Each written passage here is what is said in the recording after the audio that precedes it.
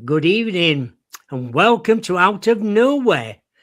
My special guest today is Mark Ollie. Mark is an international recognized author, TV producer, presenter, writer, lecturer, broadcaster, musician, and artist. And he's also a visiting lecturer at Winslow Guild, the University of Chester. Heads up on his own archaeological unit and runs a DVD production and props company, Mythco, and lives in Chester, UK. Cheshire. Can we please welcome Mark to the show? Hello there. Hello. It would have been easier if you'd have just said he does a lot of stuff. Oh, dear. Exactly. There's a few people in chat room. Mason, Excellent. Dragon Bone Rising, Rebecca's there. Right. Very interesting subject today about the moon. What first got you interested in the question of whether we actually went to the moon? Well, start at the beginning. That's a great place to start. I must throw it in, by the way. We are actually doing this on the first of the 3 full moons, which I think is fantastic. The full moon is tomorrow. So yes. If people want to know what the subject matter is, just open your curtains and have a look out, and there it is. I'm actually old enough to remember it. That's what first got my interest. I was born in 62, but the first moon landing was 69. So, when you're like 7 years old, you kind of, remember these things. I remember that my mum and dad had a very old TV. They had one of the very first kind of TV. So it looked like a goldfish bowl. Oh, yeah. With a picture inside it stuck in a gramophone case. So it was one of those, and we all kind of got round it and, Americans are going on the moon, and all this. And all I saw was like, these little blobs moving around in black and white. So, I mean, in terms of picture quality, there wasn't any. And then you get that, that one small step for a man, one giant leap for mankind. You get that sort of that moment. And that kind of stays with you. But then as I've slowly got older, it's kind of dawned on me that, things are not as they appear to be. I've got more and more involved in film and television. I did special effects as well for a film company when I was in my early 20s and what have you. And I gradually got more and more skeptical as time went on. And then, of course, they did it again and they did it again. And, some of the Apollos didn't go right and they got stuck. And then we have all these shuttles and all the rest of it. And I've just kind of followed it. And to be honest with you, the longer it's gone on, the more like a bag of nonsense it's ended up looking. And then, of course, science, we've moved on. We have moved on. I think we said before we came on here, did we even have the technology back then? It's like, there's a lot of questions that are unanswered. And some of the science doesn't back up the claim. I was going to say, when you look back at the Apollo era, what stands out to you the most?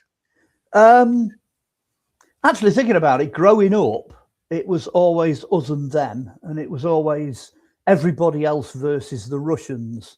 Correct. And are we going to make it like to the end of the decade? That was especially in the 70s, or weapons of mass destruction and all this sort of thing. Somebody going to push the button. Mad it was, mutually assured destruction. It was this idea that if we had all this technology and stuff and they had all the same technology, we wouldn't actually fire on each other, which ironically that kind of actually worked. It did work as a deterrent. But then it was always it was called the space race, and that's what it was. It was all these different countries, racing to get there. Apart from, I think India was the last one to do it. And they had something that looked like, do you remember the Galaxian where you used to shoot things coming down the screen? Oh, yeah. All the shots of this space lander look like a third-rate Galaxian thing that's been CGI'd. So for me, that really blew it. I thought, how can anybody actually believe any of this anymore? It's not realistic. Well, it's not, in it. You get people who say, from your research, what evidence do you find most convincing that we did go to the moon? And then the other one is, on the other side, what's the strongest argument people use to claim we did not go? Well, okay, as far as going, people will point to NASA. and they'll say that they did all the things that they said they did. They developed all the things they said they developed, maybe even ET's back engineered, technology, all this kind of thing. And that they will argue that it's all compartmentalized, nobody talks to anybody, and that all of that money quite clearly went into the technology that we've seen, running since the 1960s.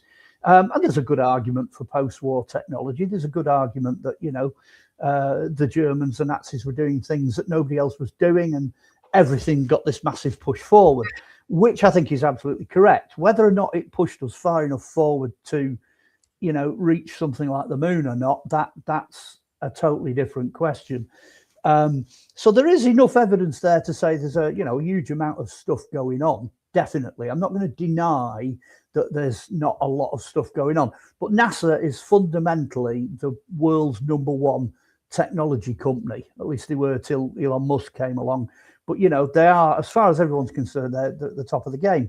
Going against it is the two Van Allen belts, because the Earth is sat inside a gravitational field that attracts debris. So you've got the lower Van Allen belt, and then you've got the outer Van Allen belt, and then between that is this area called the sweet zone.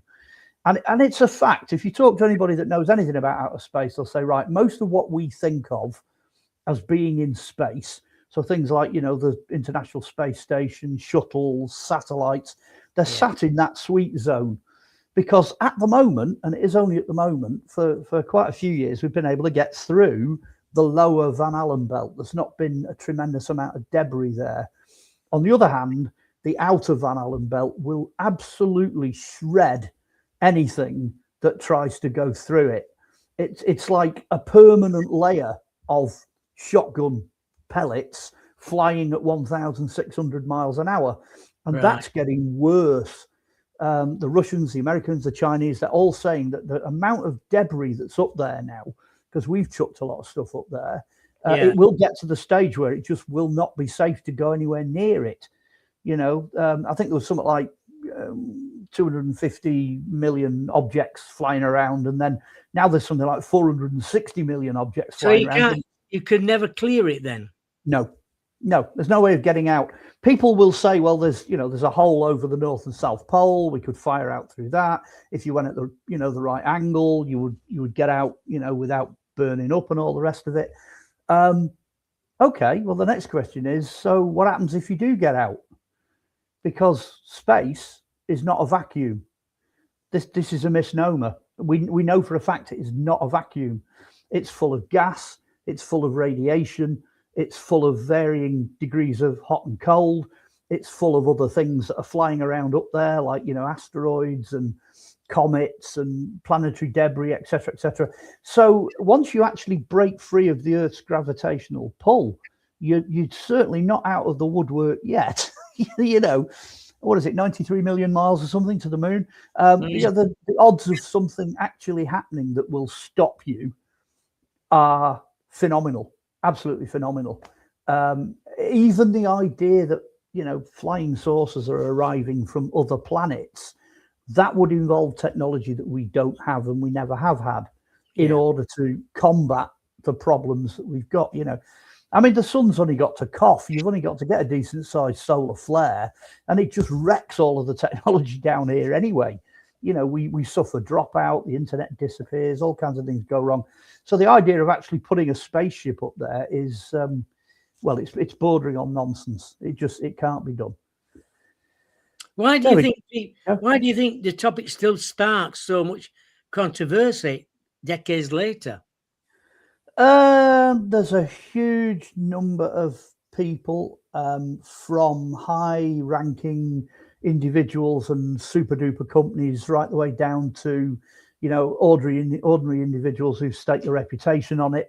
There's a huge vast number of people that have bought into it over an enormously long period of time. But anybody that's involved in history and archaeology knows that legends come and go, things come and go. You could be backing the winning team in Roman times, and then oh no, the Celts have invaded. There you go. Barbarians are in charge now. The whole narrative changes. You know, and the same thing's true right through history. Whoever's in control controls the narrative. And I don't think a lot of people are not willing to back down on this one. That's the bottom line. So it was staged then somewhere? Well, there's a lot of evidence, a huge amount of evidence that's come out, especially since the internet. Back to where I came in, you know, if you're watching something that, you know, is the size of a fishbowl through a lens in a very poor quality TV, you know, and it's a bad transmission, you're probably going to accept what you see, because that's fair enough. You can't really challenge that. But where we are now, when people are uploading footage and photographs and arguments to the internet, there's an awful lot of evidence out there, tons of it. I mean, you could spend the entire of the next hour just going over individual cases. I mean, I'll give you a couple of examples. One of the famous ones is there's a couple of different landings on the moon where there's footage of them on the surface of the moon. Yeah. But analysis has shown that the background in the distance is the same, even though they're supposed to be on different parts of the moon. So that's a bit of a clanger. Somebody came up with a bright idea of doubling the speed of all the footage. So when you see them, you know, bouncing around like this, well, if you double the speed of it, it goes back into normal time. It's normal speed. So all they did was slow it down by half. You know, that's a dead giveaway. There's a whole shed load of outtakes that have come out, astronauts falling over, and you can clearly see they're on wires, you know, and things like that. Oh, God. Another good argument, okay, you've got the moon lander, you know, it's sat on the surface. Well, there's a number of problems there. Bits of it are made of tin foil. That wouldn't have survived. It's landed on the surface of the moon, but there's no crater. There's nothing underneath it from the force of the landing. They're going around in a moon buggy that won't fit inside the lander. So where did that come from? All the shadows, the reflections, the lighting, and all of that is completely wrong. And then the best one for me is this beautiful shot of it leaving the moon. You get the base and it goes boom, and all this debris flies towards the camera, and the camera pans up like that, and up it goes, you know, off into space. And there's the astronauts coming back. Who the hell filmed it? Exactly. You know, one small step for a man. This is the first man on the moon, but the camera's 30 meters away from the lander. Who filmed that? You know, and there's a couple of other ones as well. He's coming down the steps, you know, and when you see him doing the one small step for a man, oh yeah, he just bounces down and he gets off the bottom of the ladder. But the actual photographs that were then put in Time magazine show him with one leg sticking out. That never happened. So they were taken at a different time. And then how on earth did they get the photographs back? I mean, you can't even put an old film camera through an airport scanner because it'll interfere with the film. So how did they get these perfect, crisp, Hasselblad shots, you know, of the lunar surface? How on earth did they get them? You know, I mean, NASA have come out in recent times and they go, well, you know, to be honest with you, yeah, we staged that bit. We faked the photographs so that we had something we could put out there. And guess what? They're still doing it because nobody, and I'm going to say this right across the board, nobody has ever taken a photograph in space. What you see, all of them, every single one, surface of Mars from the Mars rover, Venus, surface of the moon, galaxies, you know, everything, unless that has been taken using an Earth-bound telescope, they're all digital recreations. Now, they're arguing that they're processing data through a computer to produce those images. Now, in the old days, we used to call that CGI. That's what it is. Nobody has ever done it, you know. I'll give you a few other examples. I mean, I met a lady many, many moons ago who, as a small child, met Buzz Aldrin. And the pair of them got a lighthouse on fire. She used to live in America. He got a lighthouse on fire and he gave her in a container, a glass container, a piece of moon rock. He said, there you go, there's a piece of moon rock. That was in whenever it was, 1970 something. Well, I met her in the 1990s. And what she'd done, she'd got hold of this piece of moon rock, disappeared off somewhere. Her husband worked in petrochemicals or something, and she got the moon rock analysed. And it was cement dyed grey. No. Now, I work in museums as well. I'm in and out of museums like goodness knows what. So again, over a long period of time, I noticed that the displays in museums, places like the Manchester Museum and that, Liverpool, that used to have moon rock on show, the moon rock is disappearing. It's all been taken off display and replaced with meteorites because it's all concrete. None of it has come from the moon. None of it. Any moon rock we've got was blasted off by impacts that's gone into the atmosphere and then it's come raining down on us as debris. That's the only moon rock we've really got, if we're being completely honest. So yeah, there's a few bits of the moon have found their way down here, but not in the pocket of an astronaut, unfortunately. And the list of this just goes on and on. I mean, there was a famous guy who was a photographer who analysed all the photographs and wrote an entire book on it. And I always forget his name, and I can't tell you what his book was. But I met him when he first published it. I just by accident, I bumped into him at a conference. And we sat there over a beer for about 2 hours while he tore shreds off it. He could clearly demonstrate from a technician's point of view why it was all wrong. He had one photograph with 88 different mistakes on the one photo. Everything was wrong with it. The posture, the lighting, the gravity, the way they'd stitched it together, the colouring, the shadows. The shadows were going in all different directions. And then you got this thorny question of why we don't see anything in the sky. What's happened to the stars? They're gone. Yeah. There were no stars, were they? Oh, there's nothing there. The sky's completely empty. So by the time you start putting all these things together, I mean, there's a couple of good ones. Speaking of gravity, you've got the famous one where the flag moves. Yeah, there's not supposed to be any wind on the moon. You know what I mean? So what the hell's going on there? And then you've got other things like when the rover is going over the surface of the moon, the wheels are kicking up dust. But in zero gravity, that dust should keep going. It should just keep going until it eventually ends up in space because there's no gravity. But it doesn't. It falls back to the surface, thus showing you that thing is in fact on Earth. Now, I, like I said, I've done this as a hobby, so I'm just a very concerned observer. I mean, I kept bumping into people, like I say, over the years, and it's become a bit more of a topic. Yeah. And then you get talking, and they've told their side of the story. Then yeah, and all these different things. I mean, you can find them on the internet. I did an interview for a friend of mine in Texas, and he just got on the internet, and he was like, off he went. And he just came up with hundreds and hundreds of things. I'm throwing these out there as kind of, cookies. You can go and look for these things because they're all out there. I like another good one is President of America picks the phone up on his desk and has a conversation with the guys on the moon. I mean, come on. I mean, you're talking about it's impossible.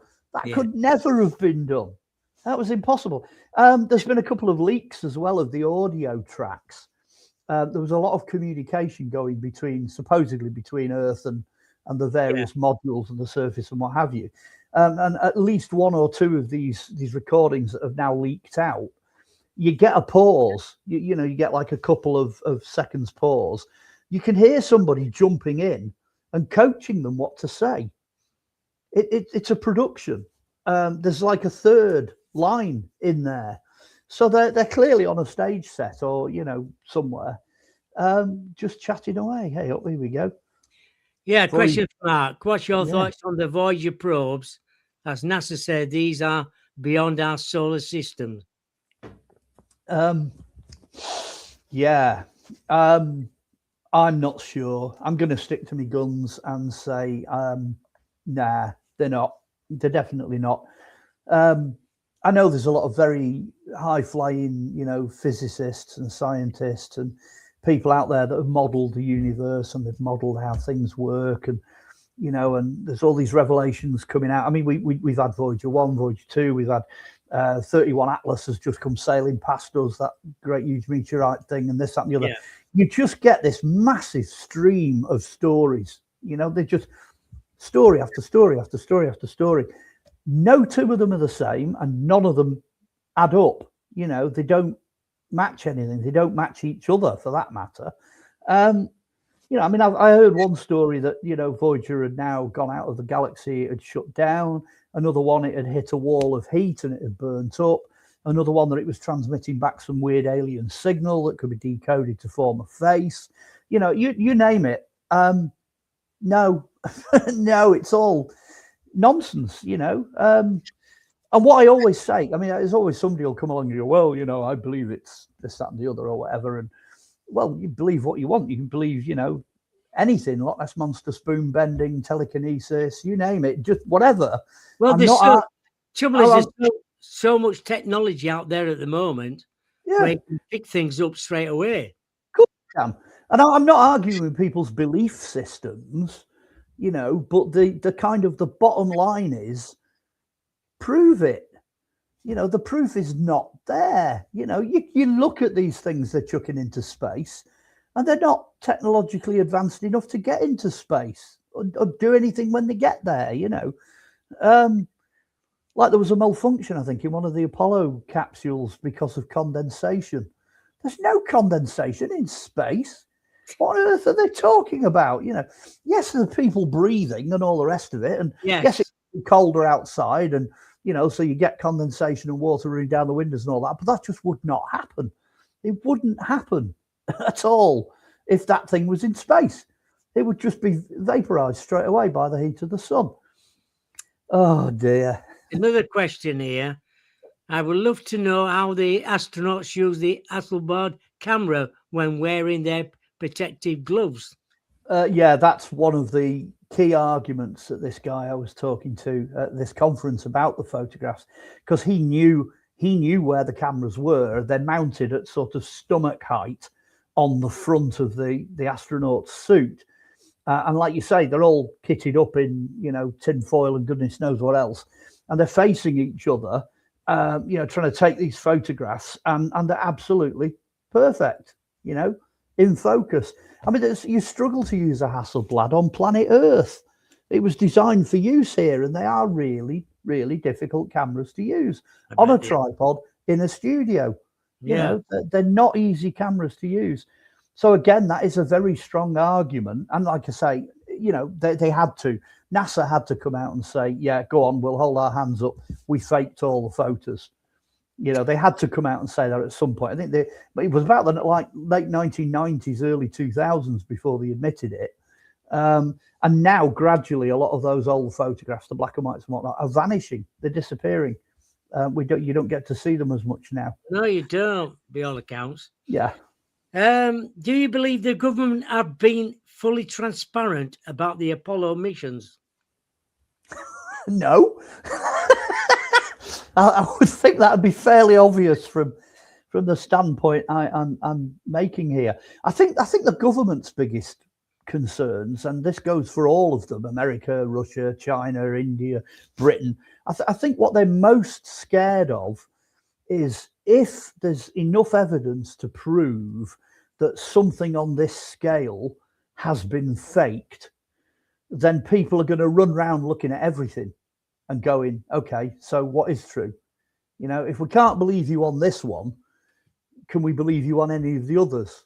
You know, and I'm literally speaking as an observer here, because that's what's happening. That has happened. You know, since we've come sailing into the new millennia, and the internet and the communications and people I'm speaking to, and you know, I mean, the latest victim of that is, of course, the BBC. Can you believe the news? No, of course you can't. But you see, it's dead easy for somebody to say, okay, that's a crisis actor, you know, under a pile of rubble in Bradford, pretending that it's flipping who knows where in the Middle East. But it's not that easy for someone to say, yeah, go on, we didn't go to the moon. I think it's a load of nonsense. It's the same thing, you know, it's the same issue. It just, you know, the spot. When you're talking about that, public trust, lack of it, people are saying, can we trust them anymore? As an issue, that's I've got to be careful what I say so I don't get you deplatformed. As an issue, that's quite a big one. The way I look at things, because I'm very positive in my outlook. Once you arrive at a conclusion, so let's say we reach the conclusion that you can't trust any of them, you know, they're all up to something. or even that we discover what it is that they're all up to. What can we do about it? What can anybody do about it? That's the bottom line. It's the same thing with space, with the moon. You know, if we didn't go to the moon, it's all been completely faked, and you can prove it's completely faked. Well, what does that mean? You know, where do we go from there? What is the response? What is the reaction? You know, what is the outcome? I'd like to see any outcomes to be positive. You know, in fact, in some cases, it'd be nice if there was an outcome. You know. Mason's just saying, you just talked a little bit about that. Mark, do you think the current president and former presidents were told that the landings were fake? Well, it's a presidential issue at its core, because JFK was the one who stood up and said, I want us on the moon. You know, he was the one that stood up and started the ball rolling. And said, you know, we really have to get there, and we have to get there ahead of everybody else. So somebody at that point, somebody at, you know, presidential or higher level made that happen, made it possible. And that somebody, I mean, let's face it, it's got to be NASA. You know, somebody at NASA did that, and it came back, and there we go. But there has to be a committee. There has to be a group of people that are ultimately responsible for that. So somewhere out in America are the people that know the truth. And I think that will have filtered through to some of the presidents after JFK. You know, they will have known that stuff was going on. Now, the question there is, what is it that they know? You know, is it that the whole shebang is a complete fake? Or is it that there are other things going on, you know, like aliens, third party, you know, other people with other technology? I mean, the guy that used to run Skunk Works in the 1990s came out, and he said, well, whatever you can think or imagine or, you know, come up with that we're up to, well, we're already 50 years ahead of that. It's a very famous quote. So that was back in the 1990s. So here we are, like, you know, 30 odd years further on. I'm going to say that as well. Yeah, so 50 years further on from that. I mean, I always say this when we do cover the Roswell crash and things like that, UFOs. That's nearly 100 years of technology. From the Second World War, you know, the outbreak of Second World War and what they were doing in the run up to the Second World War to now. That's a huge amount of time. You know, who knows? You know, who knows? What about with today's technology, satellites, telescopes, lunar missions? What new evidence exists that supports the challenges the moon landing? Well, I've kind of gone over that. I did say, if you're looking at Earth gravitational bound instruments like telescopes, satellites, etc., they can see a tremendous amount of distance, and what we get back from them physically exists here on Earth. We can see that, we can examine it. Yeah. The evidence that's coming back seems to support the fact that space is not somewhere we're going to go. It's not good for us. It's not, you know, it is hostile in capital letters. You know, it's not going to be a case of, you know, slapping on a light speed engine and zipping off like Star Trek. You know, that isn't going to happen anytime soon. And the more we learn, the more difficult space travel is going to be. There may, however, be a light at the end of the tunnel. Ufology, generally speaking, and a lot of people that are into phenomena are now looking at this idea of dimensions, multiple dimensions. So if you could put yourself into a dimension, into a place where physical objects are no longer a problem. So, you know, you're traveling by light, or you're traveling at a different frequency, or you're zipping through a wormhole, you know, or you dematerialize and rematerialize somewhere else. You know, all that kind of technology that they're looking at, the sort of Tesla, Einstein, all that stuff, you know, that would pose a solution. That would present us with a solution. But that would still not rule out the fact that you would really have to know where it was you were going.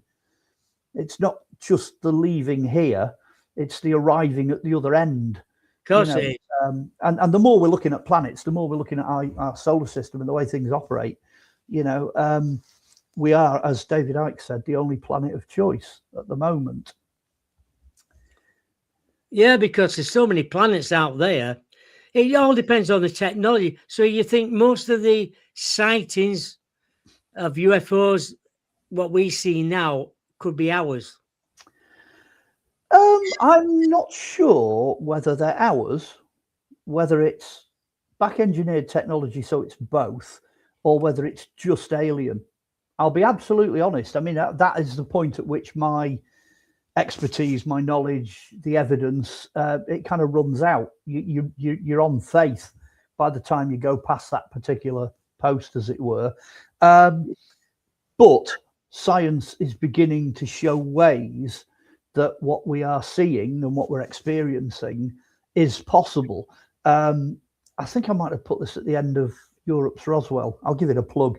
Europe's Roswell, 40 years since impact, published by Philip Mantle, Flying Disc Press. Go and get it from Amazon. I think at the end of it, I actually say I think that a lot of what we're seeing, these guys that come out of spaceships and aliens, this, that, and the other, I think they're time travelers.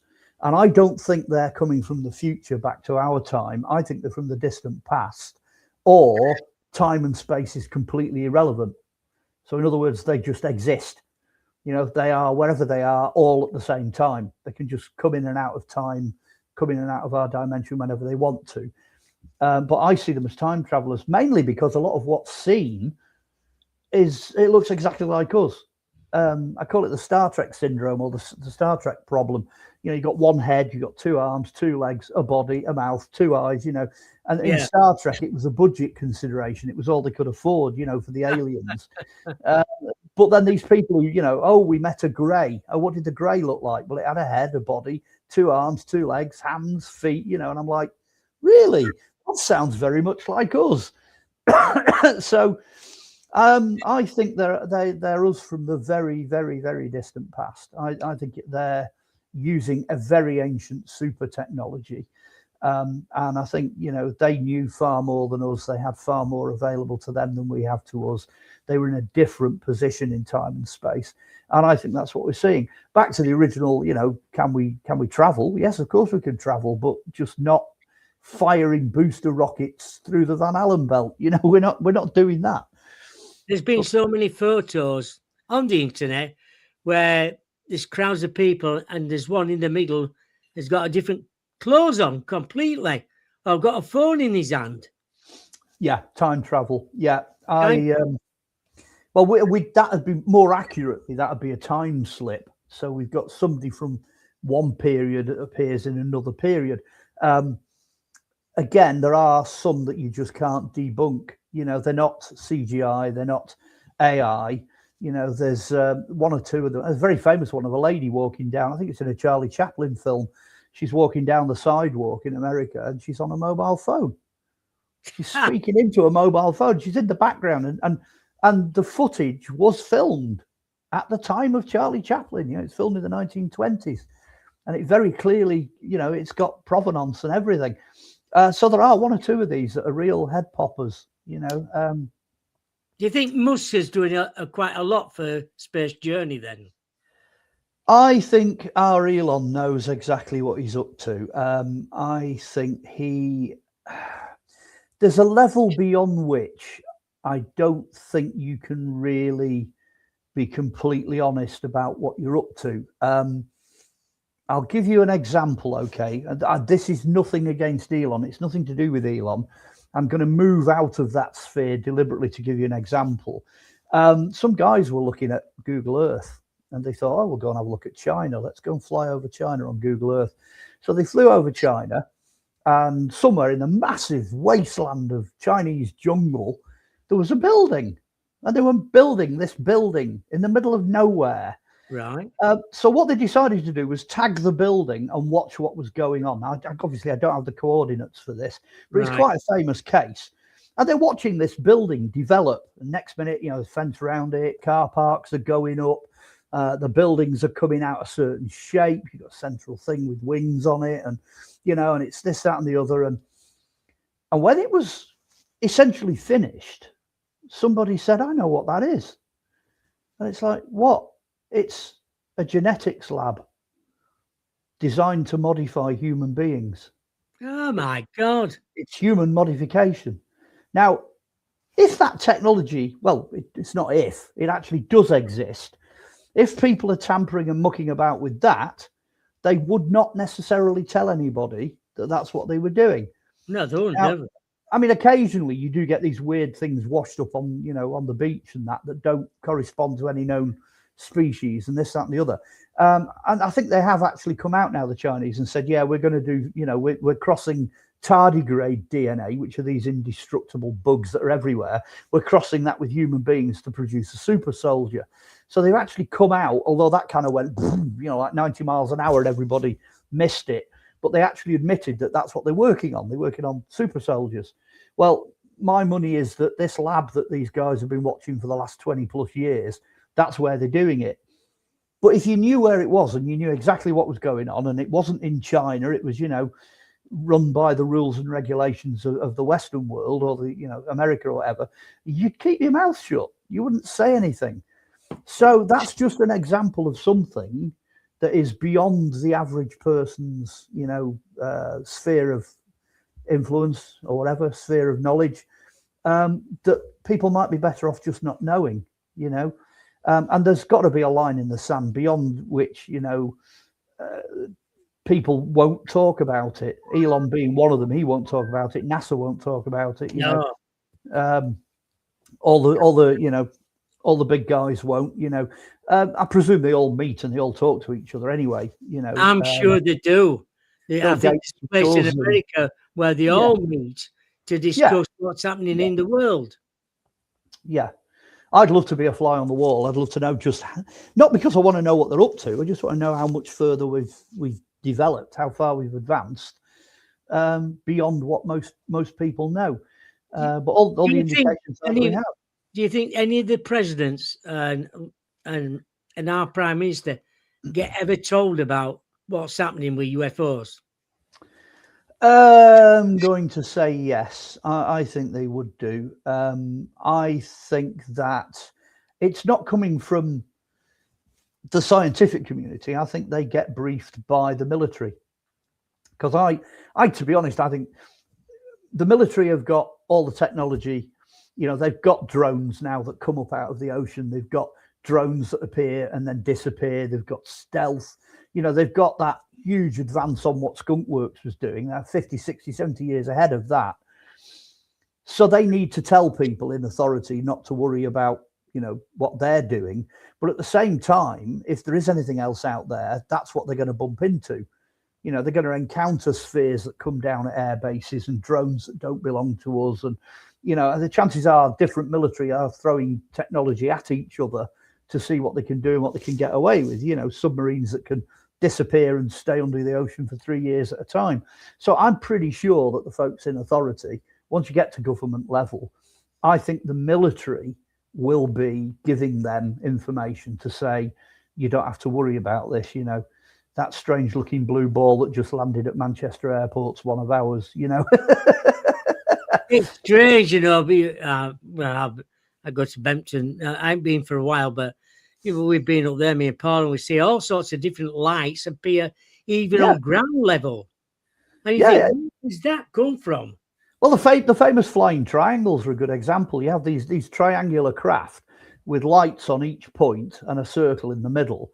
And they've been flying over Winter Hill for goodness knows how long, flying over the top of it. I think the first one was in the 1990s, a bunch of tourists are up there and this thing buzzes them, it goes over the top. So you get kind of, 20 years of flying triangles. They've turned up in South Wales. They've turned up over on your neck of the woods. They turn up everywhere, all over the place.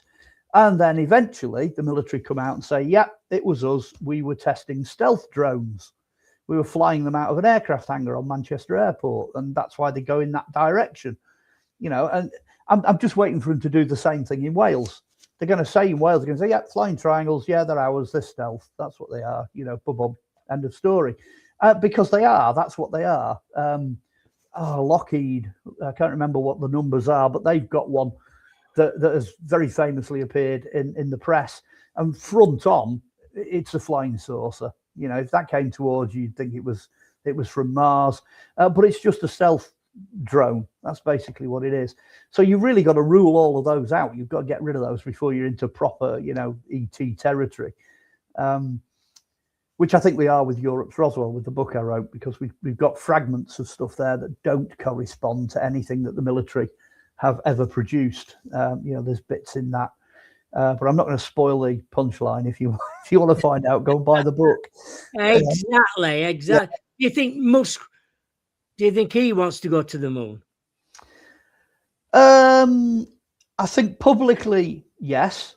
I think privately, no. Nobody has a death wish like that. I don't think anybody really wants to, fly up there and get microwaved. That's not going to happen. He's a master of theatre. Don't get me wrong. I mean, he's going to play the one small step for a man routine right to the very end. The ace card.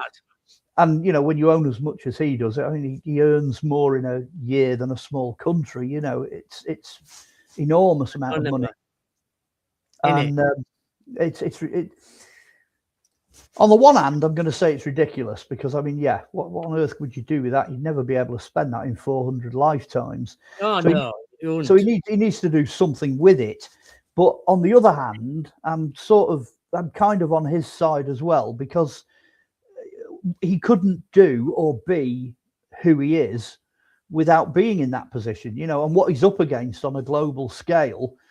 He's either going to rise or fall. He'll be judged entirely on what he does next. I think Elon's still a story to be written. I'm not quite sure where he's going to end up. I'm kind of hoping he's going to be a good guy. I'm gunning for him because compared to Bezos and the rest of them, he's the best we've got at the moment. I want him to succeed what he does. Yeah, because he's trying his heart out to get people up there. Yeah. To just go around. I mean, occasionally he'll post something, because I follow things online and stuff, and he'll post something, and his assessment of situations is usually brutally true. He's brutally right. I mean, he's really torn into the state of Britain. He's poked his finger in here recently, and I'm like, I don't mind. I don't want people going, oh, we don't want Americans, trying to control Britain and telling us what to do. If he's right, then he's right. That the book stops there. If it takes somebody outside of our number to be able to point out what the fault is, don't look at don't shoot the messenger. Look at the message. If there's a fault there, good old Elon for jumping in. Oh God, yeah. I was going to ask you about the Green Man book. Oh, okay. The Revealing the Green Man. Yeah. I have to say, it's one of my best sellers. It does really well. For listeners who are new to your work, who is the Green Man and why has it captivated you for so long? Oh, wow. That's a tangled web. Right. Putting my brain into Green Man gear, because I'm going to do a nice link here, actually. We are the only planet we've found so far that has this life force that's inherent in everything. Okay, everything down here is alive. Doesn't matter where you go. You can go to Chernobyl and find, radioactive eating mushrooms. You can go to the bottom of the ocean and find snails that are living at 300 degrees, next to volcanic vents. The old joke about the Irish woodworm found dead in a house brick is absolutely true. House bricks are full of life. They're full of, water and bacteria and moss. And, you go absolutely anywhere down here and there's life. But, and we're still on the same topic as the moon, there's no life anywhere else. It doesn't exist anywhere else. So what got me going with the Green Man was what did people in ancient times think of that life force? How did they deal with it? And I tried to approach it without sticking any kind of religious labels on it. And I just thought, where does it start? Where's the first Green Man? By the time I got to 7,800 BC, I'm thinking, this is a big issue. I'm dealing with something here that clearly has been lost, in the annals of time, which does happen. I mean, if something's forgotten about for long enough, it just, disappears, which is why you need to keep an eye on history. It's why what's going on in history is valuable.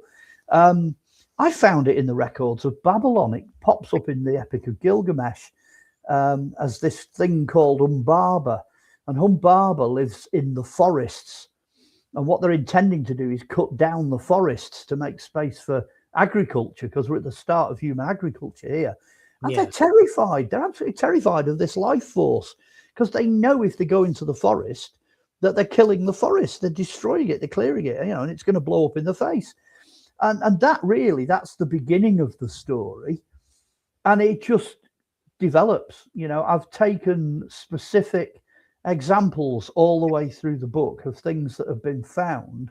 And I finished up here with the Lindo Man, the bog body that they found here, because he's painted green when he's sacrificed. So in a nutshell, when they sacrificed him and sent him on to the other world, they sent him from this world to the next, he was green. He was painted with copper from Alderley Edge. So that, for me, I read that in an archaeology report, and I just thought, right, there you go. That's a green man, because he's green. That's what he is, And the book kind of tumbles along going through that, looking at this idea that the planet itself is alive. It's a living entity. Because I know in here it says the green man appears in churches, folklore, mythology, across cultures. How do you explain this widespread presence? Because it is literally everywhere. It's like if you've got the same thing, the identical same thing, and it pops up in different places, a lot of very, very different cultures respond to it in the same way, because we are still fundamentally all human beings. We're all basically the same. There are some differences, slight differences, usually based on the environment. If you're living in a sort of a green environment that functions a certain way, you will tailor your beliefs to fit that environment. And that's what we see happening. I mean, over here we get, we used to get a proper winter and a proper summer. Yeah. So, you've got this idea that, the green man dies and then he's reborn in the spring, and you've got the goddess as well that produces things. That's fertility. That's another thing altogether. Eventually I'll get around to writing that book.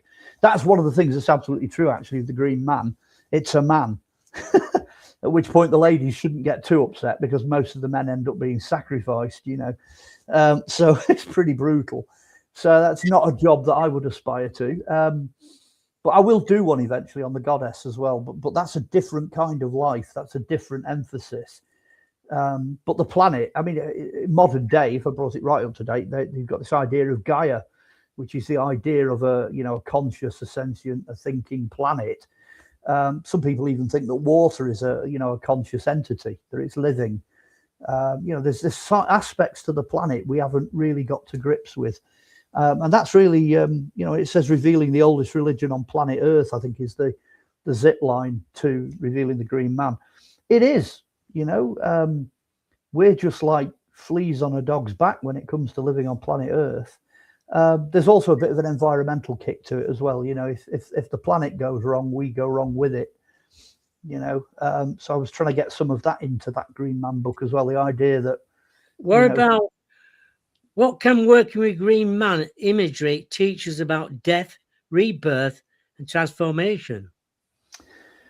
Whoa, I'm going to be really matter of fact, because I have been matter of fact the whole interview so far, and I'm going to say stick to the evidence, because that's where it is.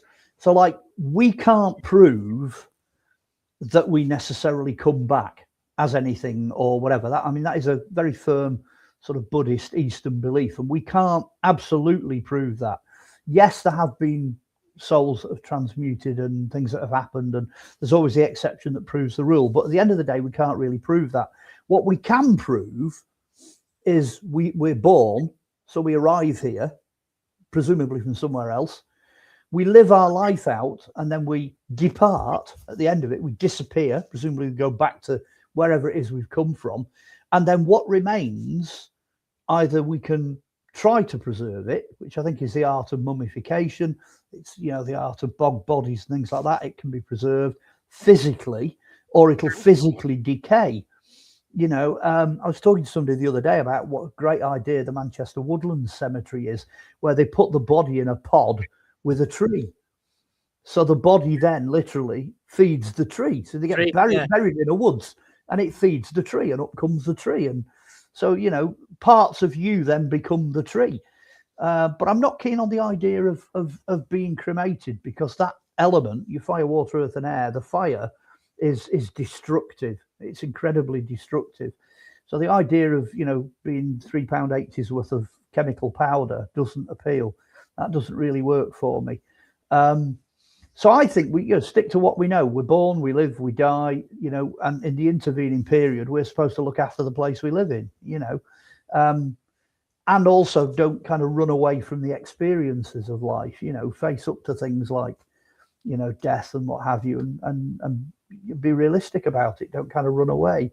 Illness, old age, passage of time, you know, that was all something that the ancients were looking at when they created this idea of the green man.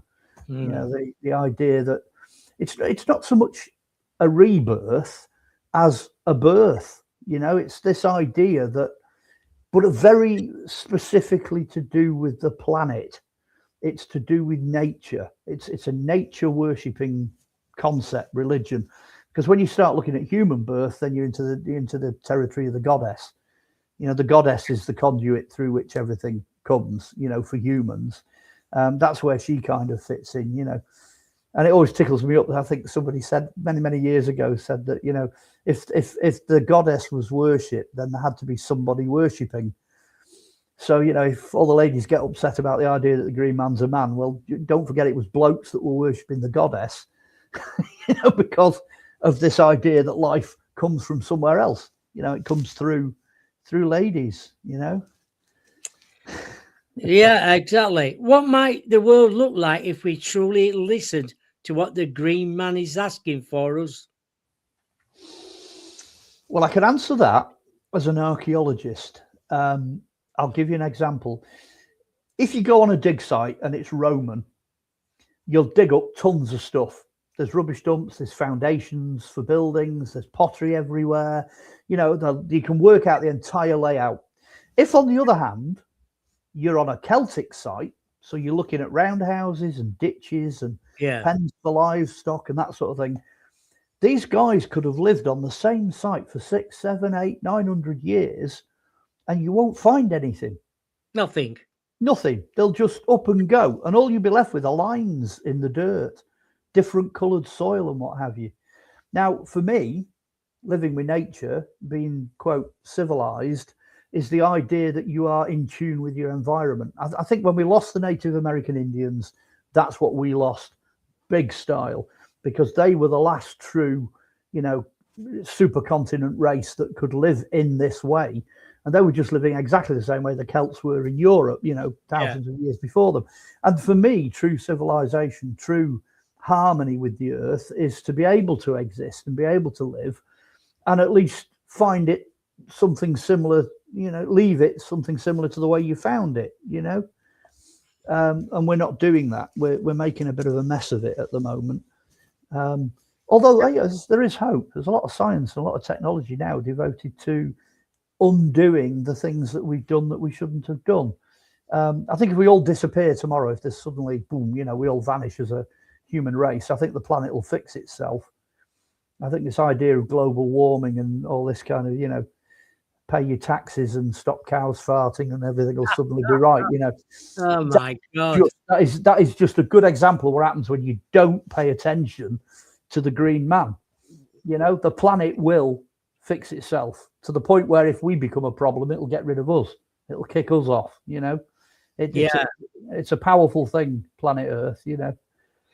If the green man could speak directly to our listeners today, what do you think he would say? Leave as few footprints behind you as you possibly can. You know, I think the green man would be horrified at the way that a lot of people live the life, because we live in ways that we don't have to. You know, we damage things and pollute things and cause problems that we don't have to do that, you know. And I kind of think that's what the Green Man would be doing. He'd be running around everywhere going, don't do that, don't do that, do this instead. You know, it'd be kind of changing the way we look at things, changing the way we think, but in a realistic way, you know, not switching wind farms off and stuff like that don't work in the first place. You know, he'd be going around with practical, you know, plant more trees, plant this type of crop because it won't do as much damage as that, you know, stop genetically modifying stuff because it just doesn't work, you know. Funnily enough, planet Earth actually attacks those crops. You plant a crop that's all completely identical, it'll die. It won't survive. It's not got the stamina because of the variety that's implicit in the way the Earth operates. We can't reproduce that high level of variation in order for things to survive.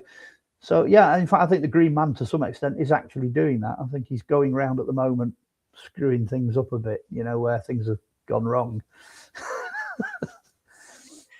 How do you hope the readers feel or do after finishing revealing the Green Man?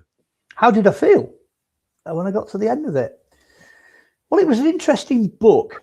There's two kinds of books I write. Okay, there's one where I get stuck in a subject and I don't really want to get to the end of it. And King Arthur was that book, and it took 45 years to finish it. Oh my God. Get it into print. So, you know, that's I think it won't be the longest. I'm working on another one now that's 48 years in the process. But it's kind of, some things are not that easy to answer. You know, you don't get to the bottom of things that easily. But the Green Man book, it was the other kind of book. It was kind of on your marks, get set, go. And I started it, and I literally did a chapter after a chapter after a chapter after a chapter. And it reads like that. It reads like the clappers. It goes really fast as a book. Right. And you can see that each chapter is a set piece. So the Green Man, I think, actually took 4 years, I think I'm right in saying, to complete. So when I got to the end of it and I went back, I had that sort of just got off a helter-skelter kind of feel. You know, it was like, wow, that was a rush. And it just came together. You know, you kind of know when something works, and it fell together and it held really well. I've not done the Goddess book. I've not done the follow-up one because I need that same energy, that same set of circumstances to happen again, and then just go for it, because it will be the partner to that one. That's the male one, and the Goddess one will be the female one. I've got some ideas where that one's going. When I ask always the authors, what's the best time to write then? Is it morning or night time? You're asking the worst person on planet Earth here, because I'm really odd. I just write whenever. When I get going, if I get onto a particular subject, because I do this full time, this is what I am. I just do it. Yeah. Very often I'll clear a couple of weeks. You know, I'll say, right, I'm going to have 3 weeks. All the research, all the books are coming out, documents, internet, everything I've saved, everything. And I'll just turn a room into a bomb site. You know, something will just end up full of stuff. And I'll be jumping from one place to another and bringing the threads together. So that's real concentrated, proper old school writing, doing it that way. But like the King Arthur book, you know, that was like, I'd just put a paragraph, you know, like 5 or 6 lines to type that in, because that was a really important piece of information. But there was no other information.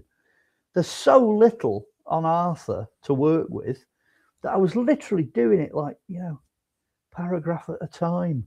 So it would take me a year or two to finish a couple of pages. You know, it's nuts, absolutely crazy. I mean, to be honest, so one of the other books I'm working on is like a Knights Templar's view of biblical material. That's even worse. I got to the point where the book was finished, you know, like in the 1980s or whatever it was. Yeah. And I thought, right, it's going to be a quick fix, this. You know, I've had 20 years on this. Let's just kick it out and get it published. And then they went and found the Dead Sea Scrolls. I'm like, oh, I've got to wait for all that stuff to come out, you know, and the Nag Hammadi library. And then I think only recently, you know, they came up with things like the Gospel of Judas and stuff like this, bits that have been lost. So I'm kind of sat here saying, right, I go on, come on, what's next? You know, let's see what else you're going to come out with. So it just keeps growing. You know, you're just putting bits in as it goes. So they're two completely different ways of writing. I think the moral of the tale is you just got to do whatever it is the book demands. You know, if that's what the book demands, then that's how it's going to get done. A question from me, Dragonborn Rising. Has Mark come across this terramation? Yeah. In 60 days, the human body becomes rich, healthy soil and quite dignified transformation. Well, on the one hand, I'm going to say I'm not hugely familiar with terramation eterna, but as an archaeologist, I can tell you that it does not become soil in 60 days. I can tell you that. Anybody out there that works in forensics as well, that's, you know, attached to recovering bodies and what have you. I have excavated bodies, you know, quite extensively over the years. Yeah. And you can still find things that haven't rotted away, that haven't turned to soil, you know, 800 years after they've been buried. So it's not that, it's far away from that.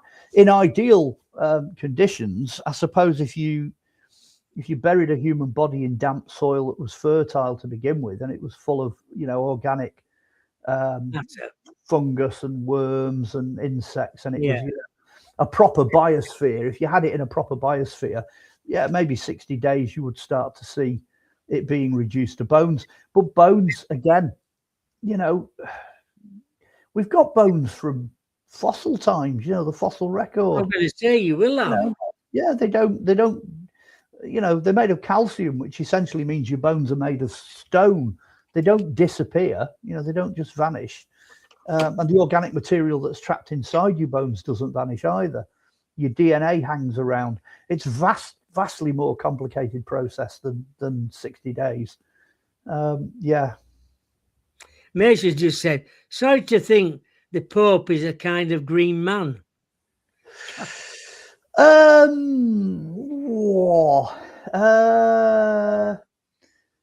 I don't know whether to agree or disagree with that, because I'm not quite sure what she's basing that on.